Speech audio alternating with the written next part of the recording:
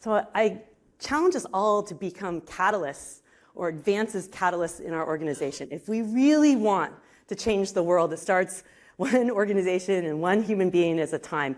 And how can we really use learning and the patterns that support learning and improvement as the source of progress or change? And we focus a lot on how we become transformational improvement coaches. So this is, again, everything we've talked about here. How are you asking questions? How are you framing things as experiments?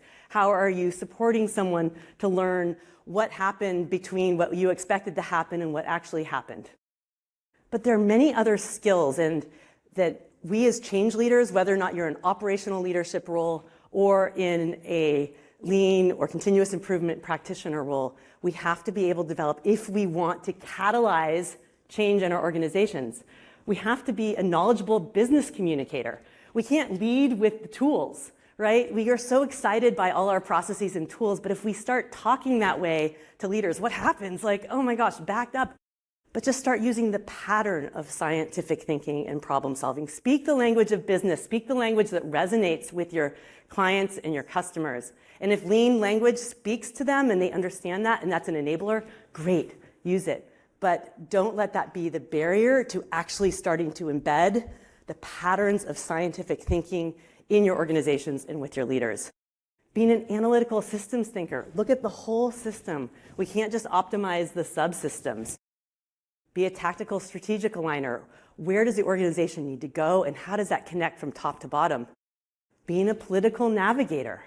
How do you know who are the people who are really the influential decision makers?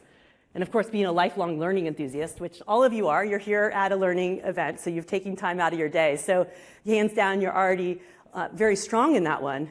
But I see a lot of internal lean practitioners not taking the time to come to conferences, not even because their company is not paying for that, because I know that's a lot of challenges going on right now, but feeling like so burdened with the work you have to do and not rising up to be able to learn outside of that. There are many ways to learn, and we always have to be stretching ourselves and to be a skillful facilitator. How are you facilitating learning, discussions, and outcomes in your organization too?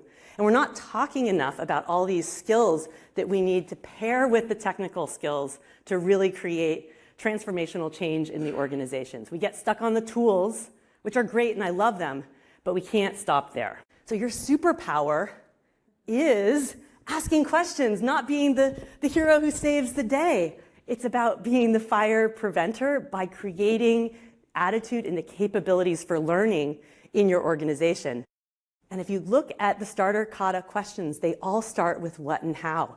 And if you can just embed words like what and how in whatever language you speak into your vocabulary, you're more likely going to be asking questions that elicit thinking, that spark ideas, give space. And this is your superpower. This is how we're going to create an attitude towards learning across the organization, and what I call a chain of learning. We're all learners, we're all leaders, and we're helping each other. And it's through the connection that really is the strength. So we're all growing our chain of learning here today, and I look forward to continuing to grow it as we exchange ideas throughout the day.